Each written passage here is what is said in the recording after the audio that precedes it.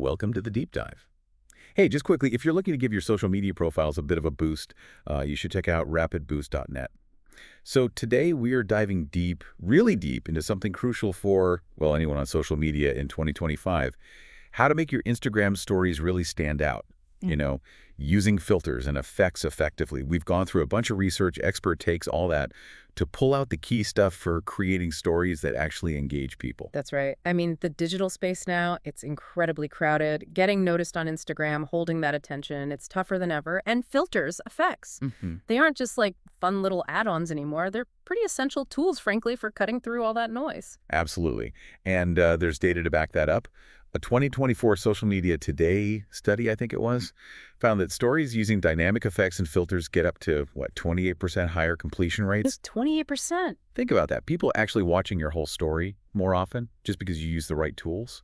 It's fascinating, isn't it, how these dynamic bits tap into how we process visuals. Our brains are just wired to notice movement changes in what we're seeing. So, yeah, engaging filters, they add that novelty, that visual interest right away. Explains why viewers are more likely to stick around, see it through. And it goes beyond just grabbing attention for a second, right? The right filter, the right effect can seriously help build a recognizable brand feel. Like Nova Nu, you mentioned them. Their signature sunset palette filter apparently boosted story engagement by 35% in like 6 months. Exactly. That's huge. It shows the power of having that consistent, visually appealing signature. Those warm tones probably just clicked with their audience, created this sort of positive vibe without people even realizing it. Mhm. And, with all the AI content popping up, using filters thoughtfully can actually make things feel more authentic, more relatable sometimes. People like Paula, sure, but they crave genuine connection too. Right. The right effects kind of strike that balance, add a curated touch without being, totally fake. Right, finding that sweet spot. So yeah, let's get into some of the key trends we're seeing now. Okay, let's do it. First up, interactive AR effects. Augmented reality.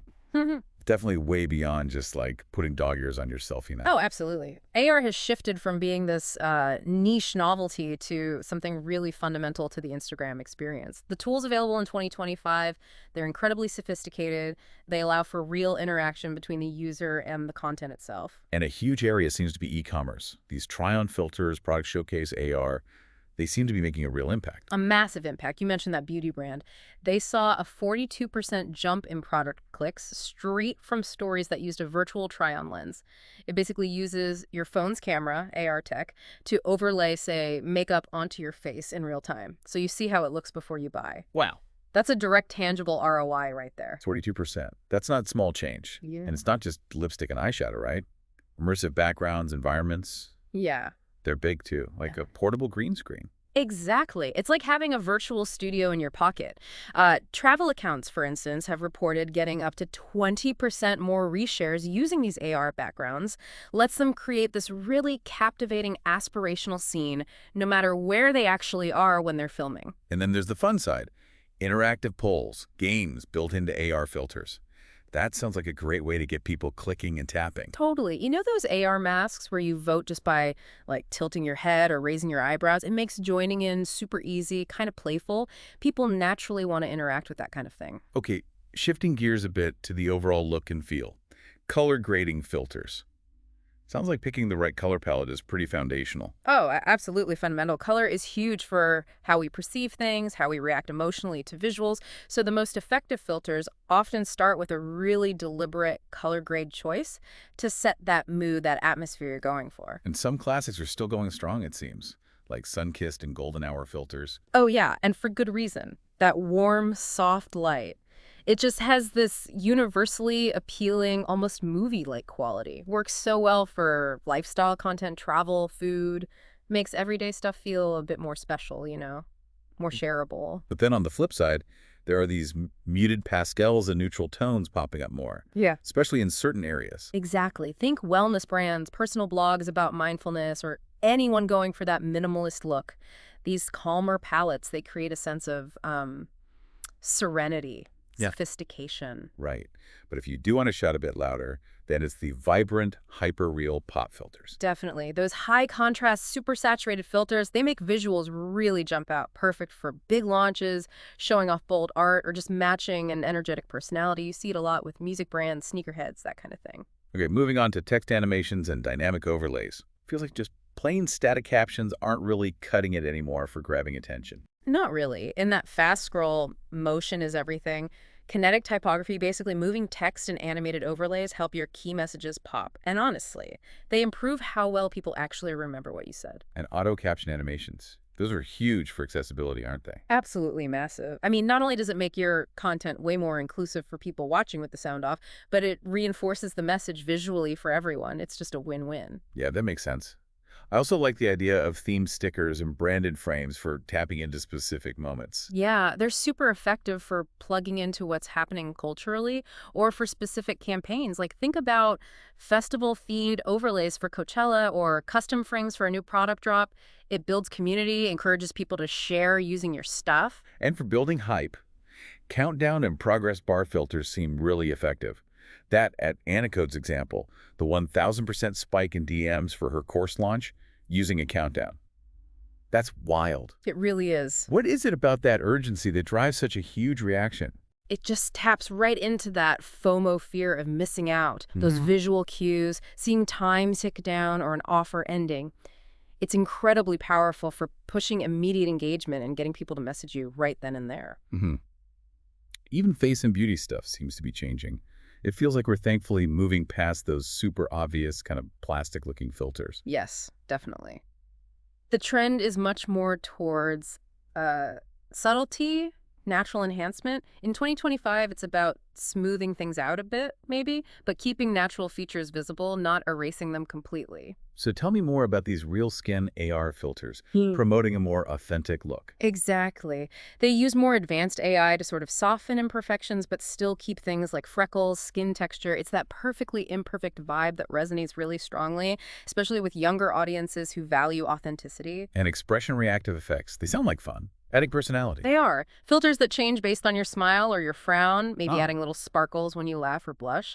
They can actually increase how long people watch because they're sort of playing with the effect. That's clever.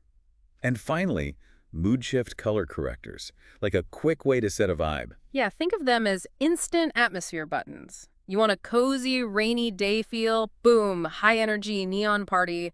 Boom. They adjust the lighting, the color palette instantly to match whatever mood you're going for.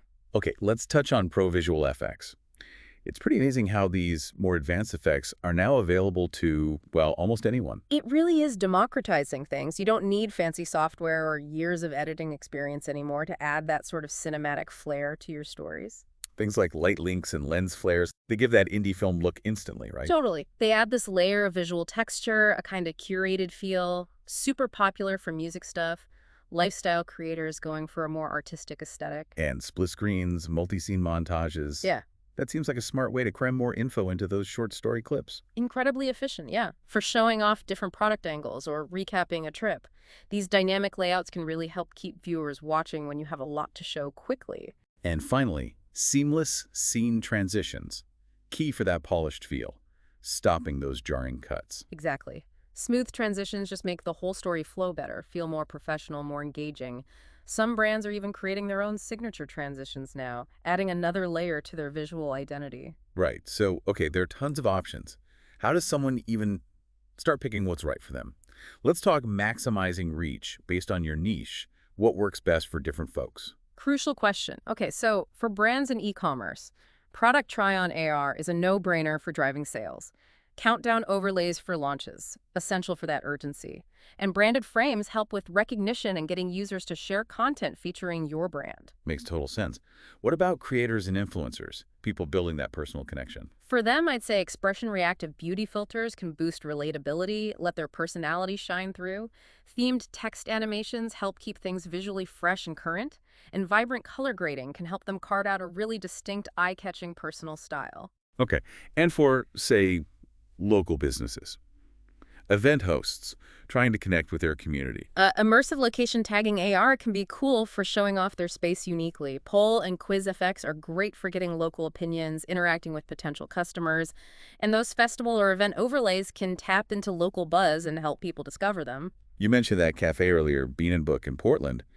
Their results were pretty impressive. Yeah, really impressive. They use a mix, interactive AR menus, subtle color filters, enhancing their cozy vibe, fun voting games, and saw a 310% jump in replies and sticker taps in just a few months. It just shows what happens when you're targeted and creative. Wow. Okay, so how can listeners start actually doing this? What are the practical steps? Step one, always Okay. know your audience and know what you want your stories to achieve. Is it information, entertainment, brand awareness, driving sales? Your goals have to guide your filter choices. Right. Know your audience, know your goals. Good starting point. What next? Next, actually spend some time in Instagram's effects gallery. Just browse.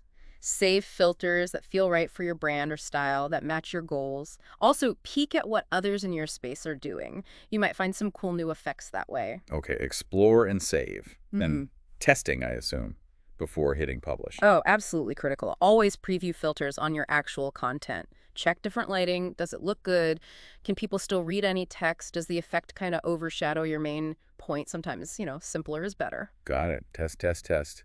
What about mixing things up? Combining effects? Yeah, experiment with layering. Maybe a subtle color filter plus an animated text overlay or a gentle skin filter with something else.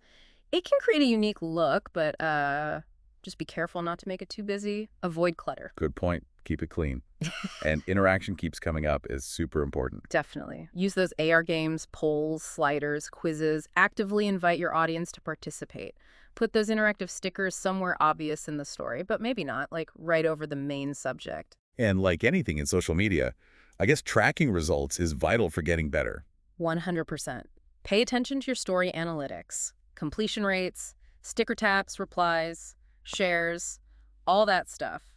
See what works with your audience, and then, tweak your strategy based on that data. Don't be afraid to experiment and change things up. And that pro tip about planning ahead. Yeah, try mapping out your stories, maybe just a few days or a week ahead.